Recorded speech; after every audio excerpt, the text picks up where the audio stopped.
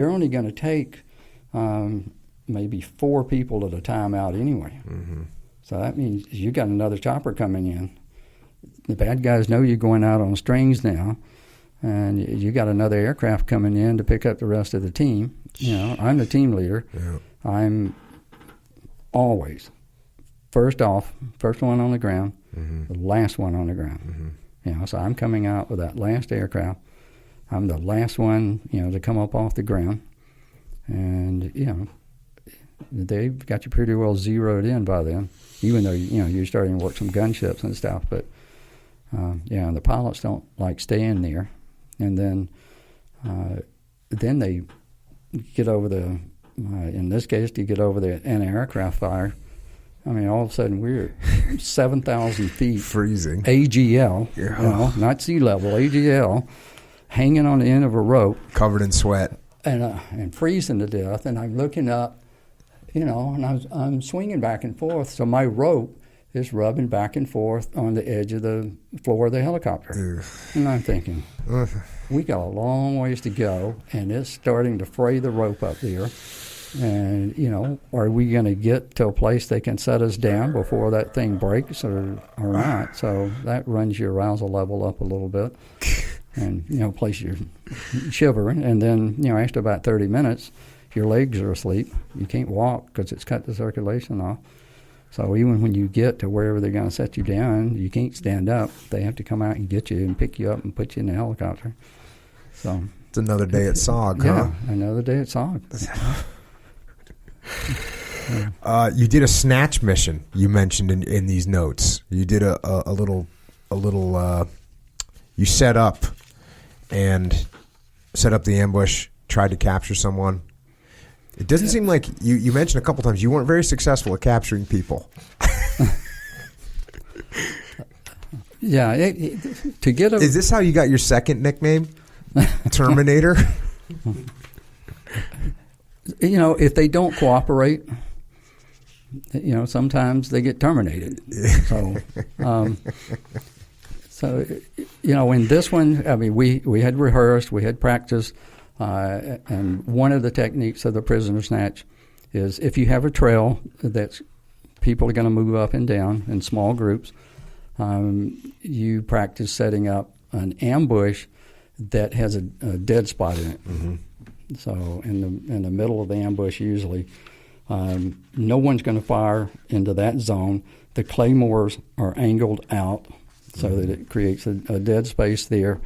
You put a big block of C4 there that you're going to designate or detonate at the same time you set off the clay. Everything's going to go off at the same time, and everybody's firing. And you know what happens is, whoever's lucky enough to be standing in that dead spot, they get hit with a bullet, but the concussion from that C4 stuns them. Yeah.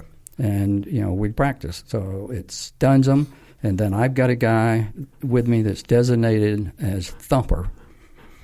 All right. So he and I we're coming out of the bushes as soon as that stuff goes off. And Thumper's job is to see this guy standing there kind of dazed and just take him down. You're going to thump him in the head, and when he hits the ground, I'm going to hit him in the thigh with the morphine charrette. So I'm going to pump him full of morphine, and then he'll do whatever we say. Mm-hmm. You know, he's just calm. And but in this case, we ended up killing that guy. How many, at this point, you've done however many missions, had you guys taken any casualties in your teams yet? Yes. But I took most, I mean, a lot of people got hit. Mm-hmm.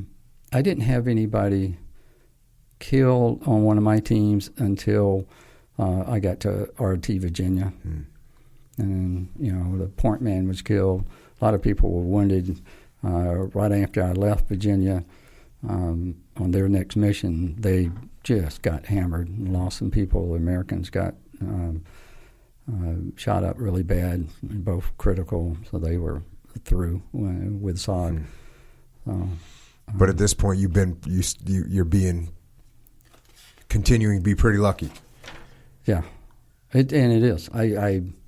people ask me all the time, well, how do you survive that? So you got to be lucky. I mean, and you can call it luck, you can call it God, you can call it whatever you want, but there's some kind of intervention that prevents you from getting hit. You can't sit in a helicopter like that first one with that many bullets crisscrossing in there and not get hit. And I, like a fraction of a second between me being hit and the other American being hit on those skids. I mean, I had just pushed back when that guy pulled the trigger, missed me, hit the other guy.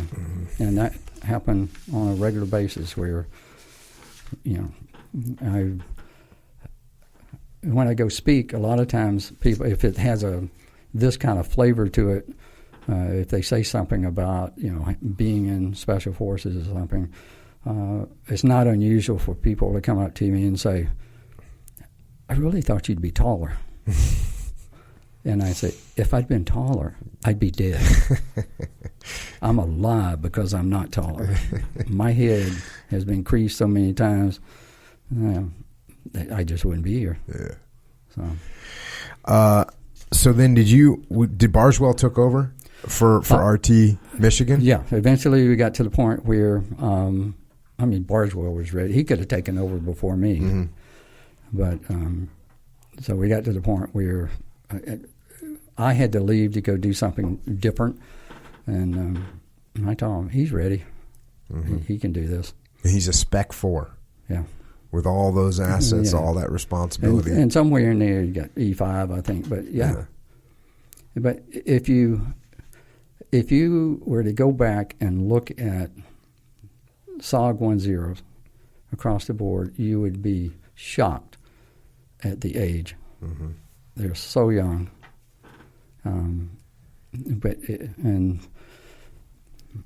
As I've looked at, why would people do that? And it used to be that neurologists thought that your prefrontal cortex up here, where you make decisions, but it's also the part that controls risk-taking. They used to say, it fully matures somewhere around 18 to 20 years old. And now we know most people don't mature until about 28 to 30 years old. So what's happening? Is that primarily men? Don't men reach that level of maturity a little later? A little bit. The women are a little behind, but in terms of the SOG leaders, most of them definitely had not matured. And I don't mean that the person was immature. I mean, they're talking that part of the brain that controls risk taking. So you're young. You think you're bulletproof. You think you can do anything. You think you're going to live forever. Man, this is a cool thing to do. There's a SOG mission. So I think there's something there. I just haven't had time to explore it. Well, something there might be that the guys that are 30 years old are like, I'm not doing it. Like the guy that told you don't volunteer for SOG. Yeah. Because they're saying, the survivability's not high. I'm not going to do it. Yeah. But the young kids are out there. all in. Yeah. How old was Barswell? How old were you at this point? Barswell, I was about 4 or 5 months older than Barswell. And how old were you? When Barswell came along, this is 1969. So you're 22. 22. You were born in 47. I had just become 22, which I didn't think I would make, and I thought for sure I won't see 23. Because, we've obviously skipped over a lot of stuff here where I used a lot of cat lives up. So, but we were just a few months apart in terms of age. Well, every single one of these operations, just about, you're going to use a certain number of cat lives. Yes. Did you ever go on an operation where you didn't get contacted by the enemy? No. If you count the gas, then no. We made contact. 100%. You're going to get into contact with the enemy. All right. What was Operation Shiloh all about? And is this why you left RT Michigan? Yeah. Okay. So you get called away from RT Michigan. They need somebody to do Operation Silo. What was that all about? MacVSOG and somebody higher up decided that they needed to stop the influx of supplies and troops coming down from the north. And there was a place called the Mugia Pass, big, deep valley, but there was a point where it really narrowed up. The banks were really steep and high, and so they had to funnel through that pass with their trucks and people and whatever to come on down into the south. And you send a forward air controller out there. I mean, they see it, so they pull off and they hide because they know that forward air controller has a bunch of L4s over here in orbit just waiting on him to find a target, and they're going to come in. So somebody came up with the idea of, what if we put a team out there up on the ridge, up on the crest of that valley looking down, and they'll be able to see far enough that when they're coming, they can call and say, okay, they're on their way, scramble, get the L4 out here. And the L4 can be on them like a chicken on a June bird and just eat them up,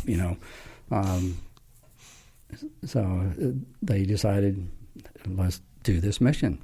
We'll sneak a team out there, put them on the ridge, let them set up there and just interdict this place like crazy.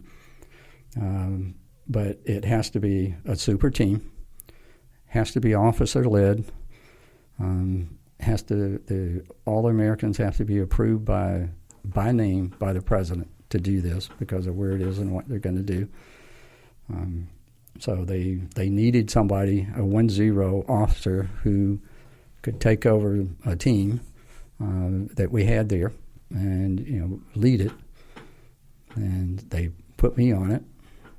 I wasn't happy about leaving Michigan, but I thought, well, this sounds cool. Until I learned more about what they were going to do. And I went on a visual recon. I went out and rode with a forward air controller while he was putting in airstrikes with F4s. And I'm looking at this place and I'm thinking, there's got to be somebody up there. Yeah, it's not the high ground. They're not leaving this place undefended. Yeah. And when I brought that up, they said, no. There's nobody there.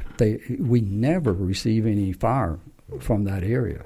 And I said, if you don't want people to know you're there, you don't shoot at them. So I'm sure there's somebody there.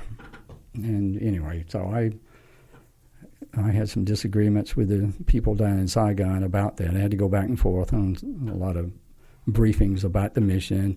And we took the other team, or I took the team, and we trained, and we'd go to Monkey Mountain, and we'd practice all this stuff and our surveillance techniques, and we had starlight scopes. We had long-range lenses on our cameras and all the state-of-the-art binoculars. We had a plan that said, and I thought it was funny, that we're going to drop parachutes out in an area away from there with blocks of ice in them. So the parachutes will open, descend, hang in the trees, the ice will melt. So when the NVA go over there, they'll think we parachuted some people in and they moved out. Got it. Because they won't see anybody. I'm saying they're not stupid. Anyway, so for 4 weeks we get ready to go do this thing, and then finally somebody listened and said, no, call it off. We're not going to do it. And Tilt talked to you in one of your podcasts about where he had this special mission that he had to have an officer with him. Yeah. Later on, after I left, it came back up again. They decided to do it, and they put an officer with his team and said, you guys are going to do it. And they were out on the helipad with the rotors turning and when the mission got called off because they discovered there were a bunch of people there. And if they had put either one of those teams in, we'd have lost right off the bat.